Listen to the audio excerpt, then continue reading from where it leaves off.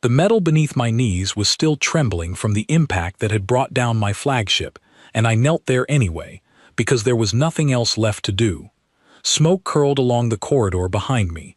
My guards were gone, disarmed, and marched away in silence. My daughter Ithrin stood pressed against my side, her small claws digging into the fabric of my robe, and I did not tell her to let go, because I needed to feel her there as much as she needed to hold on. We had ruled 17 systems. My family had worn the crown of the Kravith Dominion for 11 generations, and in all that time, no enemy fleet had ever reached the inner ring of our territory. Until the humans came.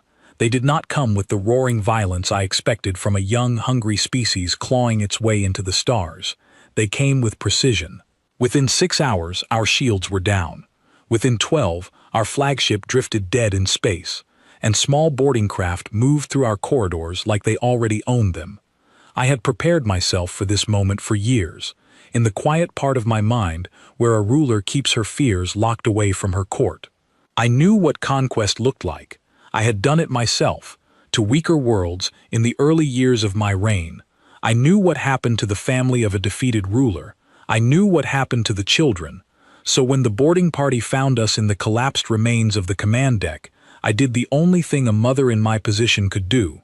I placed myself between them and Ithrin, and I spoke the words I had rehearsed 100 times without ever believing I would need them. Take me, do what you want with me, but let my daughter live. She is a hatchling. She has done nothing. I will give you anything, tell you anything, kneel for as long as you require it, if you spare her. The words came out steadier than I expected, though my hearts were pounding hard enough that I feared the humans could hear them through my chest plating. I waited for the answer I had been trained my whole life to expect. A cold refusal, a cruel bargain, perhaps worse. Instead, a human stepped forward from the group, removing his helmet in a motion so calm it startled me more than any weapon could have. He was not young, though he was not old either. His face held none of the triumph I expected from a victor standing over a fallen queen. He looked, if anything, mildly concerned, the way someone looks when they walk into a room and find it in worse condition than they were told to expect. He said his name was Ethan Marlowe, commander of the vessel that had disabled my flagship, and then he crouched down, not to loom over us, but to bring himself level with Ithrin, who flinched back against me. "It is all right," he said to her, in a voice gentle enough that I almost did not recognize it as belonging to a conqueror. "Nobody here is going to hurt you." I waited for the lie to reveal itself. I waited for the soldiers behind him to seize her anyway, for this kindness to be some kind of performance meant to lower our guard before the real cruelty began. I had seen that trick used before, by my own commanders, in campaigns I was not proud of. Comfort offered right before the blow landed. But no blow came. Instead, Ethan Marlowe straightened, turned to one of his officers, a young woman with dark hair pulled back tightly, and said words that I would replay in my mind for days afterward, unable to fully understand them. "Get the princess her own quarters. Somewhere quiet, away from the holding areas. And find out what she likes to eat. She's probably terrified and starving, and nobody thinks clearly on an empty stomach." I stared at him. I am certain my confusion showed plainly on my face, because even a species as unfamiliar with our expressions as humans seemed to notice it. He glanced at me, and for a moment there was something almost like understanding in his eyes, as if he knew exactly what I had been braced for, and had decided, quite deliberately, not to give it to me. "You were expecting something else," he said. "It was not a question." I did not answer immediately. What was there to say? That I had prepared myself for chains and had been offered a meal instead? That I had rehearsed pleas for mercy and been met with something that did not require pleading at all? I felt, in that moment, more disarmed than I had felt during the entire battle. A queen can steel herself against violence. She can steel herself against threats. But I had no defense prepared against simple, unbothered decency, offered as though it cost nothing at all. They separated us not long after, though not in the way I feared. Ithrin was led away by 2 crew members, a medic and a young officer, both of whom knelt slightly to speak to her at her height, the way Ethan Marlowe had. I was taken in a different direction, toward what I assumed would be a cell, and my heart's clenched at the thought of being parted from her in enemy territory, however gently they dressed the separation. But even that fear did not unfold the way I expected. The room I was brought to was not a cell. It had no restraints built into the walls, no observation glass, none of the cold instruments I associated with the treatment of prisoners in my own dungeons. It was simply a room, sparse but clean, with a chair sized for my frame, and a low table where a tray of food already waited, still warm. I did not touch it. I sat in the chair and stared at the door, listening for the sounds of my daughter, for any sign of what was truly happening to her beyond these humans' calm faces and gentle voices. I told myself this was a delay, a softening before the real terms of our defeat were delivered. I told myself I would see the cruelty soon enough, once they believed we were comfortable enough to be caught off guard by it. Hours passed. Nothing came except a knock at the door, and the same officer who had led my daughter away, the one with dark hair, stepping inside to tell me, in careful and oddly respectful tones, that Ithrin was safe, that she had eaten, that she was resting, and that I could see her in the morning, once the ship's medical staff confirmed she had no injuries from the crash. I asked her, my voice sharper than I intended, what they wanted from us, what price they would demand for this performance of gentleness. The officer, whose name I would later learn was Lucy Barrett, looked at me with an expression I did not yet have a name for, though I would come to recognize it many times over the following weeks. It was not pity, it was not triumph, it was something closer to patience, the kind an adult offers a child who has not yet learned that not every hand raised is meant to strike. "There's no trick, Your Majesty," she said. "Commander Marlowe doesn't operate that way. None of us do." I did not believe her. Not that night. I sat awake in that strange, comfortable room, waiting for the mask to slip, certain that somewhere in this ship, my daughter was paying the price for whatever debt this false kindness was building. I had ruled long enough to know that nothing was ever given without cost. I simply had not yet discovered what the cost of this particular gift would be. It would take me far longer than I expected to understand that some debts are never called in, and that some kindness truly is offered without a hidden blade beneath it. But on that first night, kneeling on the wreckage of everything I had built, all I could do was wait for the cruelty I was certain must be coming, and wonder, with a growing unease that had nothing to do with fear of pain, what kind of enemy treats a captured queen and her hatchling like guests instead of spoils of war. Near dawn by the ship's cycle, I heard voices outside my door, low and urgent, and my heart seized with the certainty that the moment had finally arrived. I rose from the chair, steadying myself against the table, bracing for whatever came through that door. When it opened, it was only Lucy Barrett again, along with a man I had not yet met, tall and quiet, carrying a data slate. He introduced himself as Henry Doyle and told me, without any of the ceremony I would have demanded from my own advisors, that my general, Vrek, had also survived the crash and was recovering under guard in another section of the ship. I asked immediately whether he had been harmed, and Henry Doyle answered plainly that no prisoner on this vessel would be harmed unless they gave the crew a reason to defend themselves, and that so far none of us had given them one. I studied his face for the lie I still expected to find. I had spent my whole reign learning to read the small movements that gave away deception in my own court, the flicker of the eyes, the tightening of the jaw. I found none of it in him. Either these humans were the most disciplined liars I had ever encountered, or they were telling me the truth, and I did not yet know which possibility frightened me more. When morning finally came and I was allowed to see Ithrin, I expected to find her diminished, the way any hatchling would be after a night among enemies. Instead, I found her sitting upright in a small room much like my own, a woven blanket someone had found for her draped over her shoulders, and a plate of food beside her that she had, remarkably, already finished. She looked up when I entered, and for the first time since the battle, I saw something in her eyes that was not pure terror. "Mother," she said, "they gave me a blanket because I was cold, and nobody has hurt me. Is this real, or is it a trick?" I did not have an answer for her. I still do not know, even now, remembering that morning, whether I had one that made sense at the time. All I could do was hold her, and tell her that whatever this was, I would not let it harm her, though I no longer knew what shape the danger might take, if it came at all. The days that followed unfolded in a way that made my confusion grow rather than fade. I had expected our captivity to sharpen, for the gentleness of that first night to reveal itself as a passing mood rather than a policy. Instead, it deepened.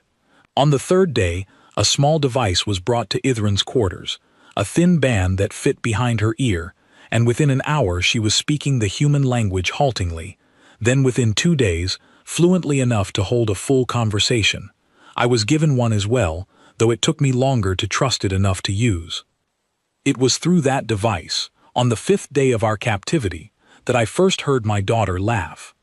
I had come to her quarters unannounced, expecting to find her studying alone or resting under guard, and instead found her sitting cross-legged on the floor with a human boy who could not have been much older than she was.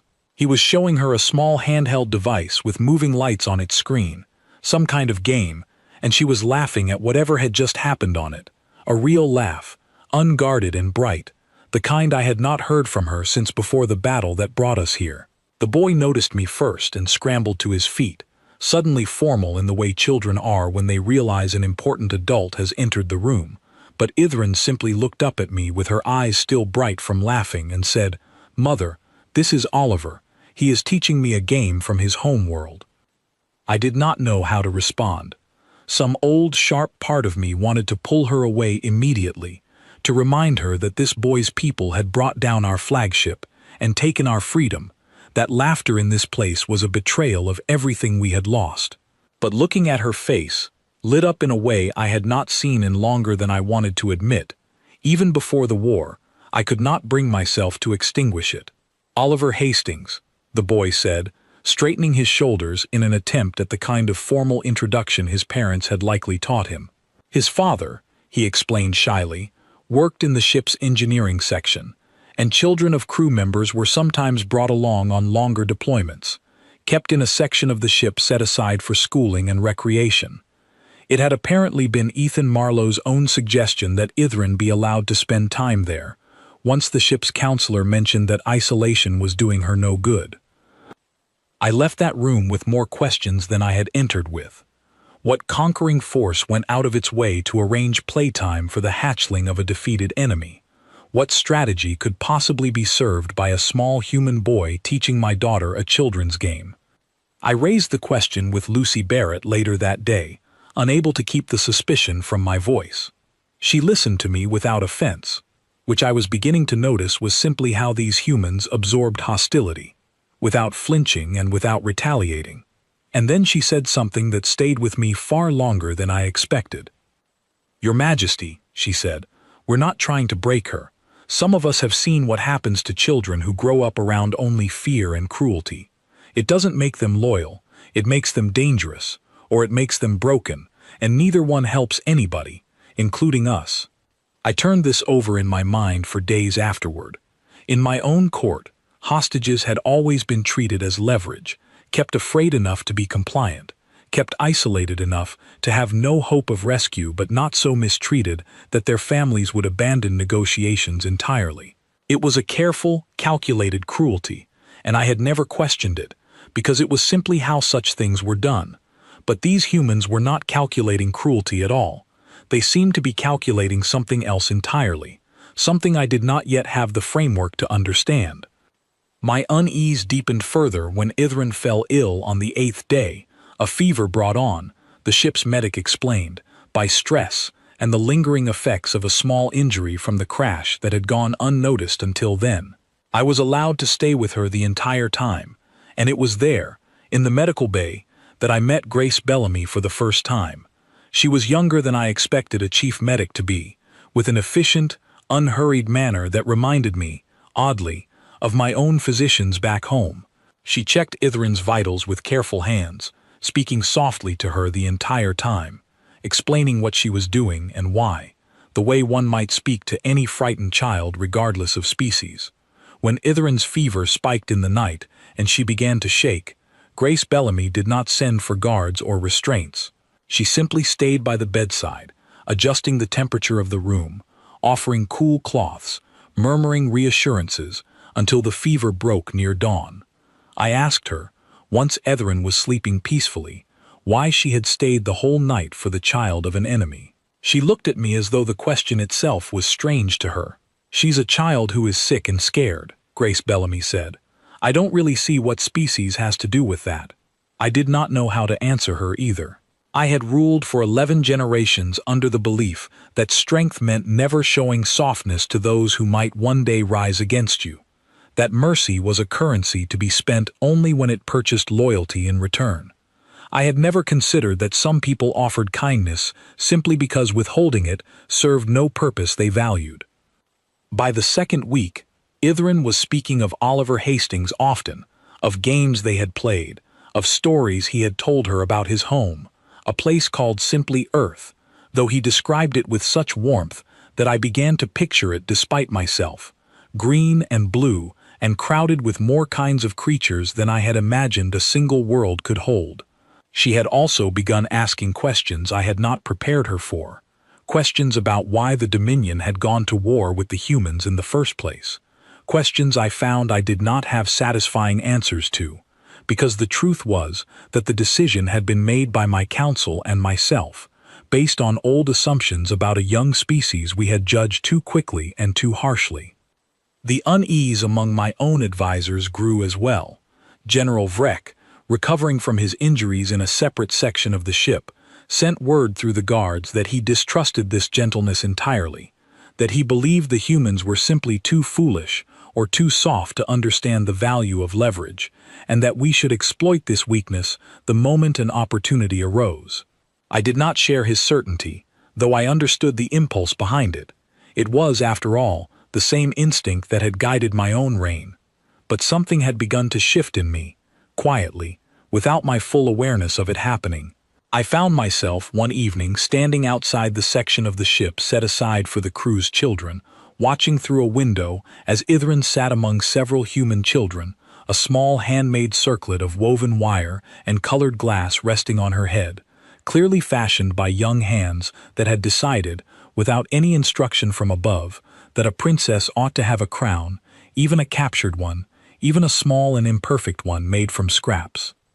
I stood there longer than I should have, unseen, watching my daughter laugh among the children of the species that had defeated us, wearing a crown made from kindness rather than gold, and I felt something crack quietly in the foundation of everything I believed about power, about mercy, and about what it truly meant to win a war. That crack widened into something I could no longer ignore 3 weeks into our captivity, when word reached me that General Vrek had acted on his own suspicions. I learned of it not from the humans, but from one of my own attendants, who came to me pale and frightened, telling me that Vrek had convinced 2 of the surviving guards from our flagship, held in a separate section of the vessel, to attempt something reckless. They had overpowered a young crew member during a routine check, taken his access codes, and tried to reach one of the ship's shuttle bays, believing they could steal a small craft and force their way back to Dominion space, carrying word of our location, and worse, believing they could take Ithrin with them by force if the opportunity arose. My heart stopped when I heard the last part. I ran through the corridors of that ship, faster than I had moved in years, ignoring the ache in my joints, ignoring the guards who called after me, driven by a fear so complete it erased every other thought. I reached the shuttle bay to find it already over, and what I saw there confirmed something about these humans that I would spend the rest of my life trying to understand. There had been no violence.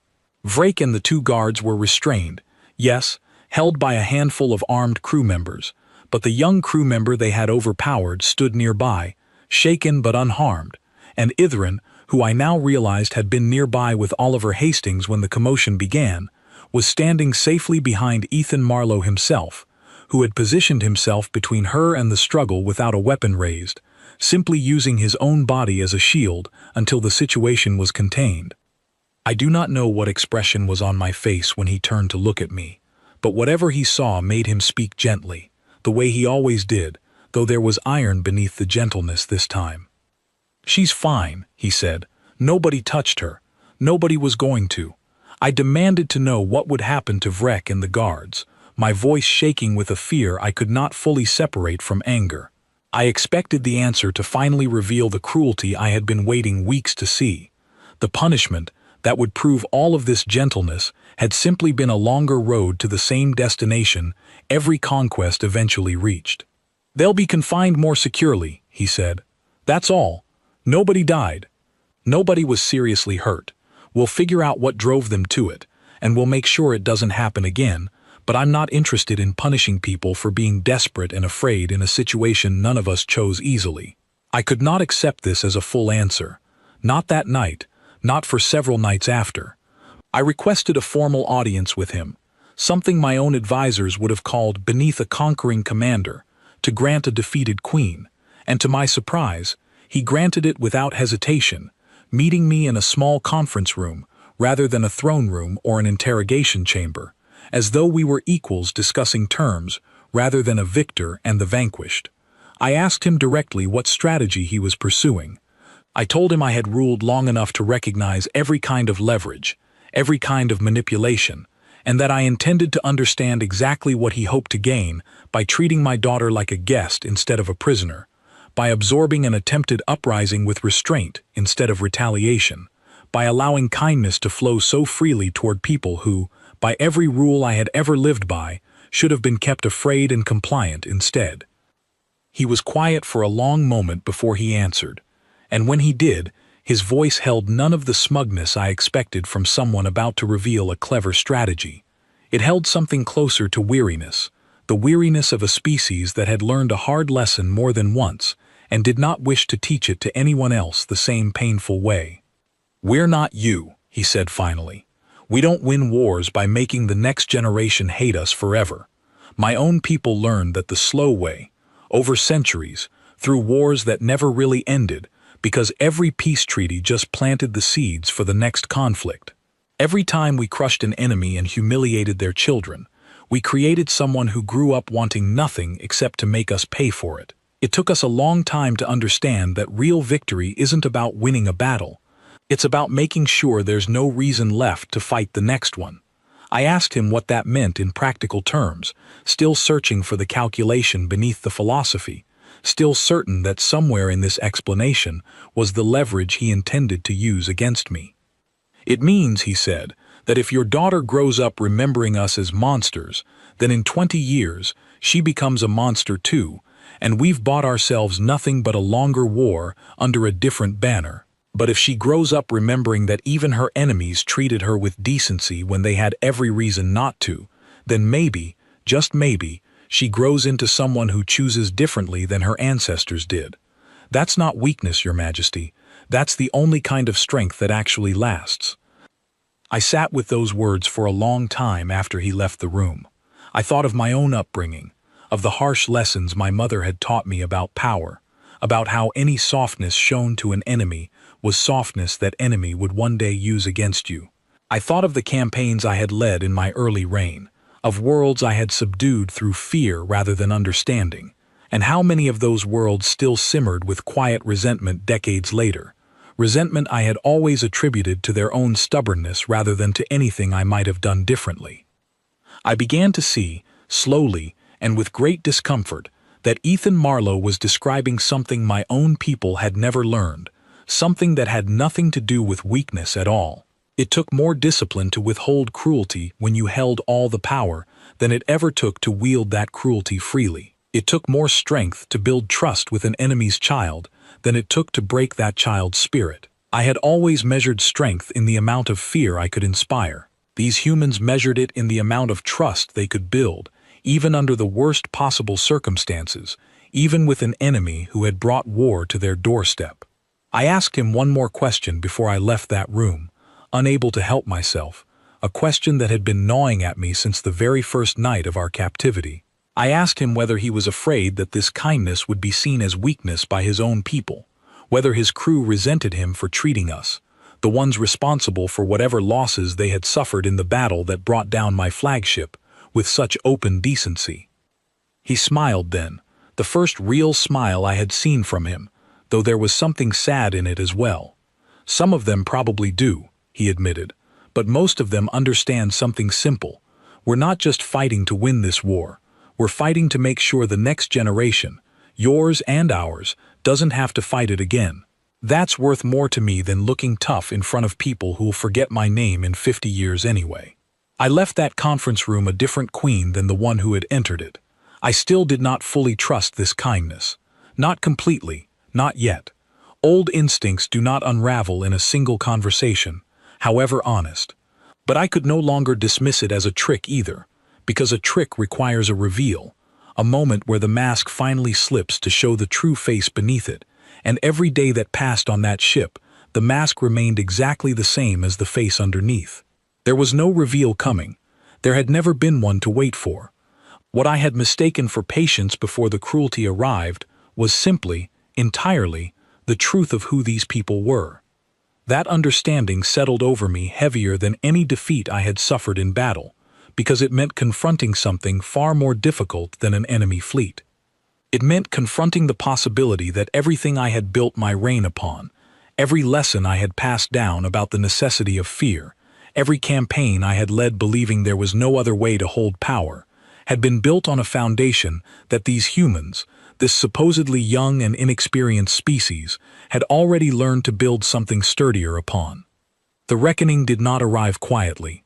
Word of my private meeting with Ethan Marlowe spread quickly among the surviving members of my court still held aboard the ship, and by the following day, General Vrek had sent another message through the guards, this time demanding to speak with me directly, insisting that whatever had been said in that conference room must be some new form of manipulation designed to weaken my resolve before the true terms of our surrender were revealed.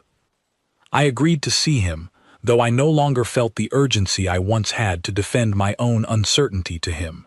He was brought to a small room under guard, his wrists bound loosely, though I noticed the humans had not treated him with any cruelty despite his attempted uprising days earlier. He looked older than I remembered, the fire that had always driven his ambition dimmed slightly by confinement, though not extinguished. He wasted no time with formalities. He told me that the nobles still held with us, those who had survived the crash and been brought aboard, were growing restless, whispering among themselves that their queen had gone soft, seduced by comfort and gentle words, into forgetting what these humans had done to our fleet, to our people, to the future we had built for the Dominion. He told me that if I did not reassert the old ways, if I did not demand harsher treatment and use whatever leverage remained to us, I would return home, if I returned home at all, to a court that no longer respected my crown. I listened to him without interrupting, something I had rarely done in our years serving together, because I found, as he spoke, that his words no longer carried the weight they once had.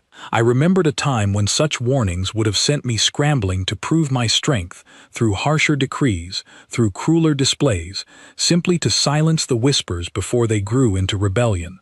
But I had spent 3 weeks watching my daughter heal from more than just her injuries, watching her laugh in a way she had not laughed since before the war began, and I found I could no longer pretend that the cost of the old ways was worth paying, not when an alternative had been demonstrated so plainly in front of me.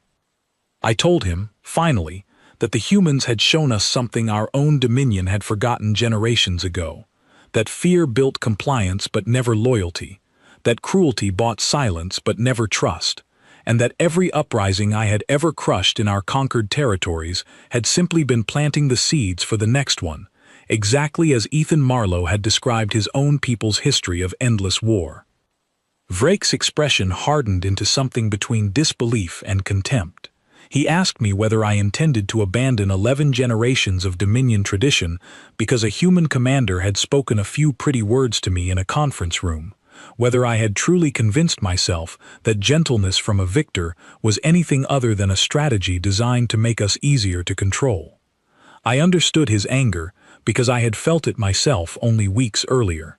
But I had also seen what he had not yet seen, the genuine warmth in Grace Bellamy's eyes, as she tended to my daughter through a fever, with no audience to perform for, the handmade circlet fashioned by children who had no political reason to make a captured princess feel like royalty, the restraint shown by an entire crew when his own reckless plan had put lives at risk and given them every justification to respond with force instead of patience.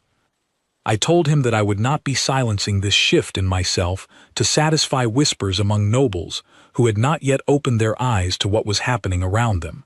I told him more firmly than I had spoken to him in years that his attempted uprising had been reckless and foolish, that it had endangered Ithran far more than any human aboard this ship ever had, and that if he wished to continue serving in my court, he would need to accept that the dominion he had known was ending, whether he approved of its ending or not.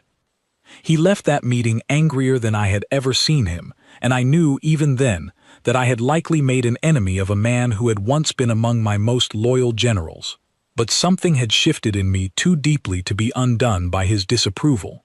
I had spent my entire reign believing that strength meant never showing weakness, that mercy was a currency to be spent only when it purchased something in return. I was beginning to understand that this belief had cost me more than I ever realized.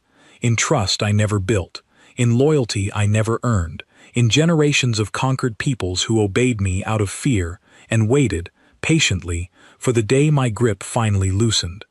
In the days that followed, I found myself seeking out conversations I once would have considered beneath a queen's attention. I spoke with Grace Bellamy about the medical practices of her people, discovering that much of what she did for my daughter, she did the same for any patient regardless of rank or species, simply because that was the standard she held herself to. I spoke with Lucy Barrett about the history Ethan Marlowe had alluded to, the long and painful wars her own species had fought among themselves before they ever reached the stars, wars that had taught them, at devastating cost, that victories built on humiliation never truly held. I spoke, too, with Oliver Hastings, the young boy who had befriended my daughter with no instruction from anyone above him, simply because he saw a lonely, frightened child and decided, in the uncomplicated way of children, that kindness required no justification. I asked him once why he had chosen to be kind to Ithran instead of avoiding her, the way I suspected many children might avoid the daughter of an enemy. He looked at me with the simple confusion only a child can offer an adult asking an obvious question. She looked sad, he said, and I didn't have anybody to play with either. It didn't seem complicated. It was not complicated to him. It had taken me 11 generations of rule and a devastating defeat to understand what this child grasped without effort. I began to see, with growing clarity, that the strength these humans possessed was not the absence of power, but the discipline to wield it, without needing to prove it through cruelty. They had the power to crush us entirely, to make examples of us that would echo through Dominion history for 1,000 years. They chose, instead, to build something that might actually outlast the war itself. By the 4th week of our captivity, I requested a second meeting with Ethan Marlowe, though this time I came not with suspicion, but with a request. I asked him what would happen to us now, what terms his people intended to offer, and whether there was any possibility that the Dominion could emerge from this defeat as something other than a subjugated territory stripped of its dignity. He told me that terms were already being drafted, that his government had been in communication with representatives from several worlds, including some who had suffered under Dominion rule in decades past, and that the process would take time, because his people believed that a peace built hastily was a peace built poorly. He told me, too, that my own conduct during captivity, my willingness to reconsider old assumptions rather than cling to them out of pride, had been noted and would matter in how those terms were shaped. I asked him whether Ithran's future had been considered in these discussions, unable to keep the tremor of a mother's fear from my voice, even after everything I had witnessed. He assured me that it had, that her well-being had in fact been one of the earliest points of agreement among the negotiating parties, precisely because his people understood that how the next generation was treated would determine whether this peace held or crumbled within a single lifetime. I left that meeting with something I had not expected to feel again after the fall of my flagship. Not triumph, because there was nothing to triumph over. Not relief, because too much uncertainty remained ahead of us. What I felt, walking back toward the quarters where my daughter waited, was something closer to hope, fragile and unfamiliar, the quiet belief that perhaps this defeat did not have to be the ending I had always assumed a lost war must be, but the beginning of something my own people had never learned to build for themselves. 6 weeks after our flagship fell, the terms finally arrived, delivered not as a decree handed down to a conquered people, but as a document I was invited to review, question, and negotiate as though I still held the standing of a sovereign ruler rather than a captive. I read through it slowly, in the quiet of the room that had become almost familiar to me by then, searching, out of old habit, for the hidden clause, the trap buried beneath generous language that would reveal itself only once we had signed away our ability to refuse it. I found no such trap. What I found instead was a framework unlike anything the Dominion had ever offered a defeated world, and unlike anything we had ever received from one either. There would be no occupation force stationed permanently in our territory. There would be no stripping of resources beyond what was needed to repair the damage our own aggression had caused to human settlements at the war's edge. There would be an exchange of knowledge, cautious and gradual, rather than a one-directional extraction of everything we possessed. And there, in the very first section of the document, before any clause concerning resources, or borders, or military limitations, was a provision I had to read 3 times before I fully believed what it said. It guaranteed the safety, education, and eventual right of succession for any children of Dominion nobility currently held or affected by the conflict, either named specifically among them, with terms ensuring she would inherit her place in Dominion leadership when the time came, rather than having her lineage erased or subordinated as a conquered people's royal line so often was.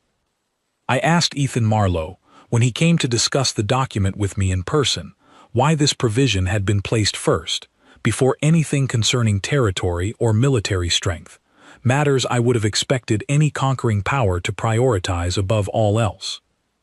Because it's the part that actually matters, he said simply. Territory changes hands. Borders get redrawn. None of that means anything if the next generation grows up hating each other enough to start the whole thing over again. We wanted this treaty to say, clearly from the very first line, what kind of future we're actually trying to build. I signed the document 3 days later, in a small ceremony aboard the very ship that had once fired upon my flagship, surrounded by humans who had spent 6 weeks proving, through 1,000 small and unglamorous acts of decency, that this peace was not a trick waiting to reveal its true face. General Vrek was not present.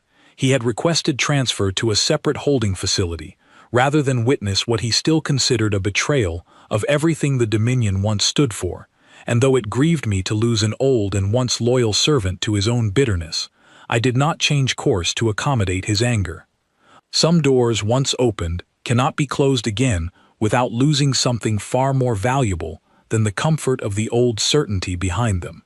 Ithran stood beside me during the signing, no longer the frightened hatchling who had clutched my robe on the wreckage of our command deck, but something steadier, someone who had watched her mother change in ways that would shape the rest of her own reign one day. She wore, at her own insistence, the small circlet the crew's children had made for her, woven wire and colored glass, refusing every offer of something more formal and ornate, because, as she told me quietly the night before, this crown had been given to her when she had nothing, by people who owed her nothing, and that made it worth more than gold ever could. Oliver Hastings was there too, standing beside his father near the back of the small gathering, watching the ceremony with the quiet pride of a child who did not fully understand the scale of what he had helped set in motion, simply by choosing, on an ordinary day weeks earlier, to share his game with a lonely girl who looked like she needed a friend. I made a point, before we departed that ship for the last time, of speaking with him directly, thanking him in words he was almost too embarrassed to accept, though I meant every one of them. Some peace treaties are drafted by diplomats in conference rooms. This one, I told him, began with a small boy sharing a game with a frightened princess, and no treaty that came after would have held for long if that first act of kindness had never happened. Grace Bellamy and Lucy Barrett both remained in contact with our household in the months that followed, part of an early and cautious exchange program meant to build the kind of familiarity between our peoples that no formal document alone could create. Ithran continued to study the human language long after the translator devices were no longer necessary, and began, to my quiet astonishment, corresponding directly with Oliver Hastings across the growing distance between our territories. Letters that spoke of nothing more complicated than the small concerns of two young people growing up in a universe that had briefly tried to teach them to be enemies and failed. As for Ethan Marlowe, I have spoken with him many times since that first difficult night, not as captor and captive any longer, but as something closer to what I imagine his own people call colleagues. Two leaders working to ensure that the peace we built does not crumble the way so many peace treaties throughout history eventually do. I asked him once, long after the terms were finalized and our territories had begun the slow, careful process of building trust between them, whether he had ever doubted his own approach during those early weeks, whether some part of him had feared that his kindness toward a defeated queen and her hatchling might be seen, by history, as naive. He told me that every leader who chooses decency over cruelty risks being called naive by those who have never seen what cruelty actually costs in the long run. The wars it seeds, the generations it poisons, the trust it makes impossible to rebuild. But he said he would rather be called naive by people who never had to live through the alternative than be remembered as another ruler who taught a defeated people's children exactly how much they should hate him. I think of that answer often now, back in my own territory, rebuilding a dominion that looks less like the one I inherited and more like something new, something I am still learning to shape with lessons I never expected to receive from an enemy who chose, at every turn, to treat us like guests instead of spoils. My daughter will inherit a throne allied with humanity rather than broken by it, and she will carry with her a memory that I hope she never loses, the memory of a small crown made from scrap metal and offered freely, by people who had every reason to give her nothing at all, and chose, instead, to give her everything a frightened child could need. I ruled for 11 generations believing that fear was the only foundation strong enough to hold a crown steady. I know now that I was wrong, and I know it not because anyone told me so, but because I watched it proven, quietly and without ceremony, in a small room aboard an enemy ship, where a human commander looked at a defeated queen and her hatchling and decided that even in victory, even holding all the power in the universe over us, the only thing truly worth building was trust. That is the lesson I carry forward now, into whatever remains of my reign, and it is the lesson I intend to leave behind for whoever wears this crown after me. Strength is not what you take from those weaker than you. Strength is what you choose to give them, when taking everything would have been so much easier.